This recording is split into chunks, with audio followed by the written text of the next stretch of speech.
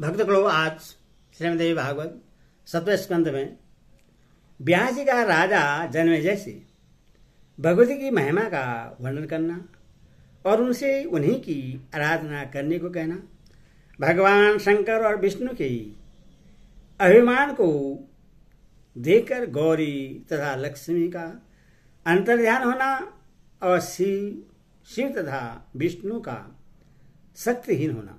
यह कथा आपको आज भगवत पुराण में सुनाऊंगा। आप इसको ध्यानपूर्वक सुने।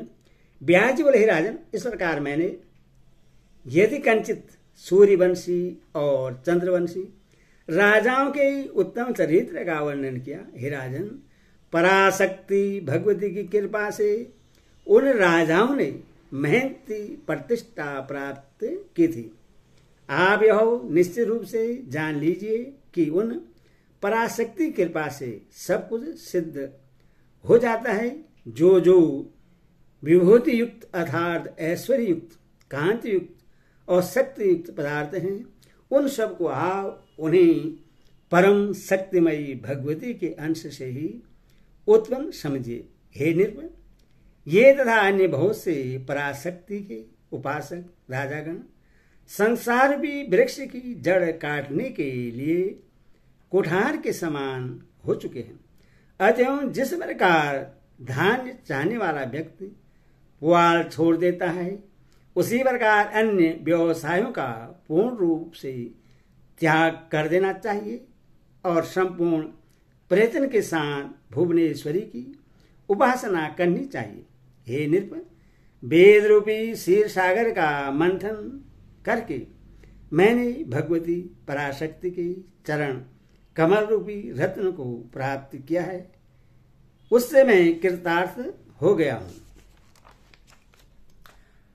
पंचबर्मा के आसन पर कोई अन्य देवता स्थित नहीं है, अर्थात इन पंच देवों के अतिरिक्त उनका अतिक्रमण करके उनके अधिष्ठाता के रूप में अपना प्रभाव स्थापित करने में कोई अन्य देवता समर्थ नहीं है।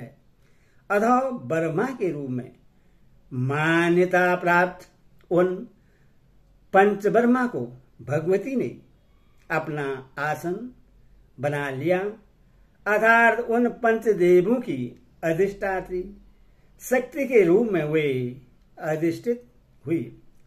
इन पांचों से परे की वस्तु को वेद में अव्यक्त कहा गया है। जिस अव्यक्त में यह संपूर्ण जगत ओतप्रोत है, वह भुवनेश्वरी ही है। हे राजन, उन भगवती के स्वरूप को जाने बिना मनुष्य मुक्त नहीं हो सकता। जब मनुष्य आकाश को चर्म से आच्छादित कर देंगे, तब शिवा को न जानकर भी दुख का अंत होगा।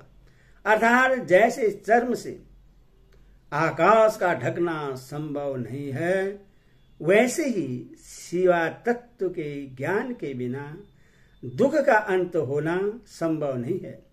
अधो श्वेतास्वर शाखा ध्यानी मनुष्यों ने श्रुति में ऐसा कहा है कि उन महापुरुषों ने अपने गुणों से व्यक्त न होने वाली दिव्य शक्ति संपन्न भगवती जगदम्बा का दर्शन ध्यान योग के द्वारा प्राप्त किया था।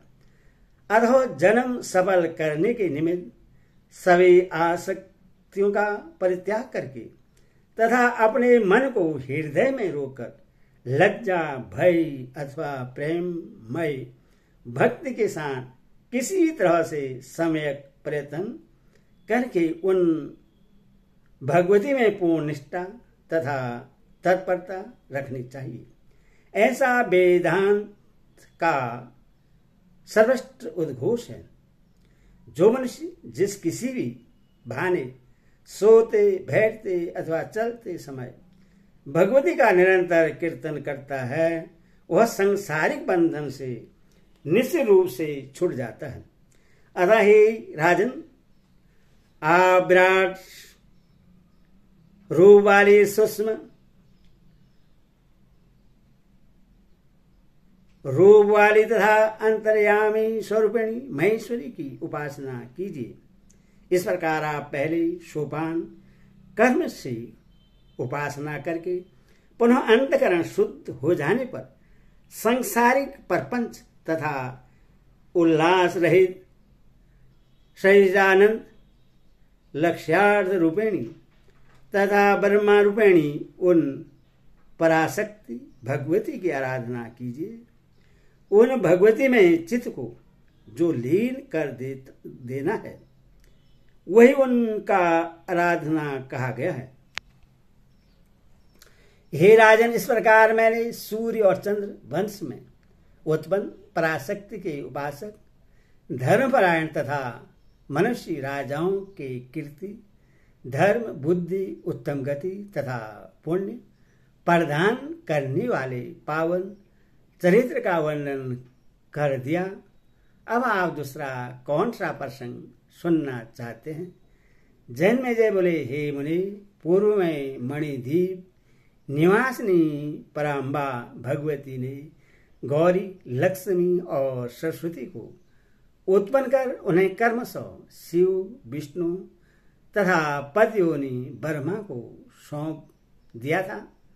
साथ ही यह भी सुना गया है कि गौरी हिमालय तथा दक्ष प्रजापति की कन्या है और महालक्ष्मी क्षीर समुद्र की कन्या है, ऐसा कहा गया है।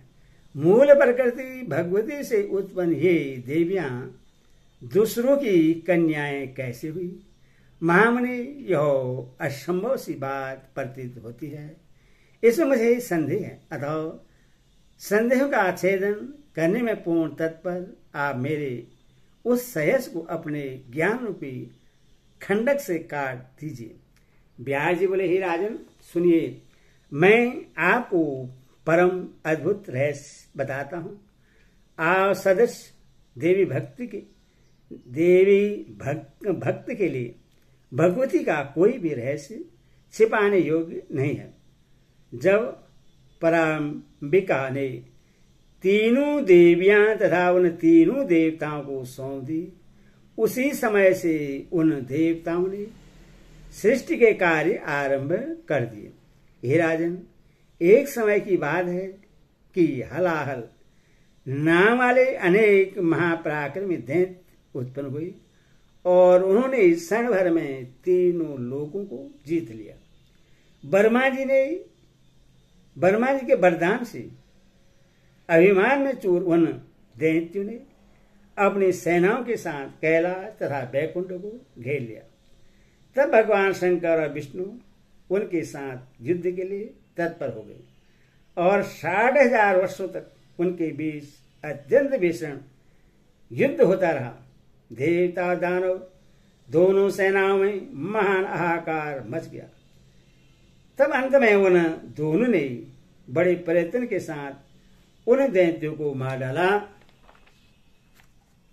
हे राजन, तत्पश्चात वे शंकर तथा विष्णु अपने अपने लोक को जाकर अपनी शक्तियों गौरी तथा लक्ष्मी के समक्ष, जिनके बल प्रभाव से वे उन दैत्यों को मार सके थे, अपने बल का अभिमान करने लगे।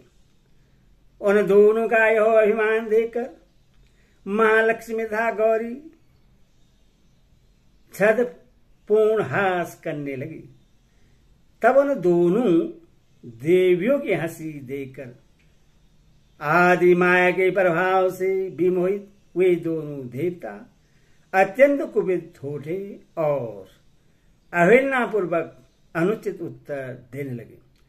तदनंतर उन दोनों देवियां उसी क्षण उन दोनों शंकर तथा विष्णु से पृथक होकर अंतर्ध्यान हो गई। इससे हाहाकार मच गया। उन दोनों शक्तियों के अपमान के कारण उस समय विष्णु तथा शंकर निस्तेज, शक्तिहीन, विक्षिप्त तथा चेतना रहित हो गए। इस पर ब्रह्मा जी चिंता से अधीर हो गए और सोचने लगे कि यह क्या हो गया। देवताओं में प्रधान हुए विष्णु तथा शिव अपना अपना कार्य करने में असमर्थ क्यों हो गए? यह संकट अचानक किस कारण से उपस्थित हो गया? क्या इस निरपराध जगत का प्रलय हो जाएगा? मैं इसका कारण नहीं जान पा रहा हूं, तो फिर इस स्थिति में इसका प्रतिकार कैसे किया जाए? इसी महान चिंता में निमग्न वर्मा जी ने नेत्र बंद करके ध्यान लगाया और तब उन्होंने जाना कि पराशक्ति के प्रकोप से ही यह सब घटित हुआ है। हे निर्वशेष, यह जानते ही वर्मा जी सावधान हो गए। इसके अनंतर विष्णुदास शंकर जो कार्य था उससे तपोनिधि वर्मा जी अपनी शक्ति के प्रभाव से कुछ समय तक स्वयं करते रहे। तदनंतर धर्मात्मा वर्मा जी ने उन विष्णु तथा शंकर के कल्याणार्थ अपने मनु आदि तथा सनक आदि पुत्रों का शीघ्र आह्वान किया। तपोनिधि वर्मा जी ने अपने समक्ष सिर झुकाए हुए उन कुमारों से कहा, मैं संसार के भार से युक्त हूं अथवा कार्य में अत्यधिक आसक्त होने के कारण मैं इस समय पराशक्ति जगदम्बा को प्रश्न करने के लिए तपस्या करने में समर्थ नहीं हूं। उन पराशक्ति के प्रकोप के कारण विष्णु तथा शिव विक्षिप्त हो गए हैं अथवा आप लोग परम भक्ति से युक्त होकर अद्भुत तप करके उन पराशक्ति जगदम्बा को प्रश्न कीजिए। हे मेरे पुत्रों, जिस भी प्रकार से शिव तथा विष्णु पूर्व की भांति हो जाएं और अपनी शक्तियों से संपन्न हो सके, आप लोग वैसा प्रयत्न कीजिए। इससे आप लोगों का यश ही बढ़ेगा। जिस कुल में उन दोनों शक्तियों का जन्म होगा वह कुल संपूर्ण जगत को पवित्र कर देगा और स्वयं कृतार्थ हो जाएगा। व्यास जी बोले, पितामह वर्मा की बात सुनकर विशुद्ध अंतरकरण वाले उनके दक्ष आदि सभी पुत्र भगवती जगदम्बा की आराधना करने की इच्छा से वन में चले गए। इति देवी भागवत महापुराणे षष्ठादशसहस्राणां सहितानां तं सप्तम स्कंदे भगवती समाराधाय पूर्णं देवानां तव कारवर्णं नाम अध्यायो। ओ भक्ति माता की जय।